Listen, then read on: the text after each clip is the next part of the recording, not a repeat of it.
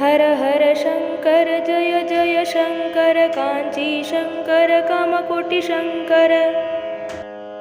பல வருடங்களுக்கு முன்பு ஒருமுறை சதாராவில் காஞ்சி மகாபெரியவர் ஒரு வருடம் தங்கியிருந்தார். வெளியூர் செல்லும் போது தமிழக உணவு கிடைப்பதில் சிக்கல் ஏற்படும். ஆனால் சதாராவில் இந்த பிரச்சனை ஏற்படாது. ஏனெனில் அங்குள்ள ரஜதாத்ரி ஓட்டலில் நம் உணவு கிடைத்தது. அதன் உரிமையாளர் சாமண்ணா. ஒருமுறை நண்பரின் வற்புறுத்தலால் மகாபெரியவரை தரிசித்த சாமண்ணா நாளடைவில் பக்தராக மாறினார். காணிக்கையாக 5 லட்சம் ரூபாயுடன் சென்றார். அதன் இன்றைய மதிப்பு பல கோடி இருக்கும். சுவாமிகளின் முன்பு காணிக்கையை வைத்துவிட்டு வணங்கினார். எதற்கு என ஜாடை காட்டினார் மகாபெரியவர். பெரியவா, உங்களுக்கு விருப்பமான தர்ம காரியத்துக்கு பயன்படுத்துங்கள் என்றார்.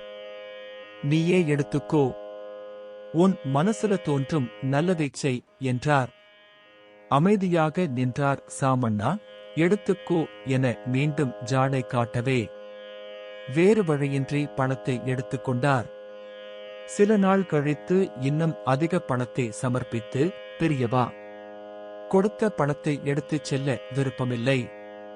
தாங்கள் என்ன சொன்னாலும் அதைச் செய்ய தயாராக உள்ளேன் என்றார். இந்த பணத்தில் சதாராவிலேயே கோயில் கட்டு என்றார். என்ன கோயில் கட்டுவது என யோசித்த போது, தமிழ்நாட்டில் உள்ள சிதம்பரம் நடராஜர் கோயிலை தரிசனம் செய் என்றார். மார்கழி திருவாதிரையன்று தரிசிக்க சிதம்பரத்திற்கு வந்தார். சிதம்பரம் நடராஜர் சாதாரணமானவரா என்ன? இந்த பிரபஞ்சத்தையே ஆட்டிப் படைப்பவர் அல்லவா? அவருக்கு சதாராவில் கோயில் கட்ட வேண்டும் என்பது மகாபெரியவரின் விருப்பம். அதை நிறைவேற்றும் வாய்ப்பு சாமண்ணாவுக்கு கிடைத்தது. உத்தர, வடக்கு, சிதம்பரம் எனப்படும் இங்கும் சிதம்பரம் போல 4 ராஜகோபுரங்கள். இதில் விசேஷம் என்ன தெரியுமா? பிரதான மேற்கு கோபுரம் கட்ட நிதி வழங்கியது மகாராஷ்டிரா அரசு.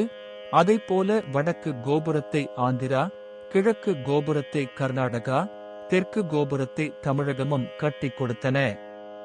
கொடிமரம் உள்ளிட்ட எல்லா மரங்களையும் கேரள அரசு அனுப்பியது.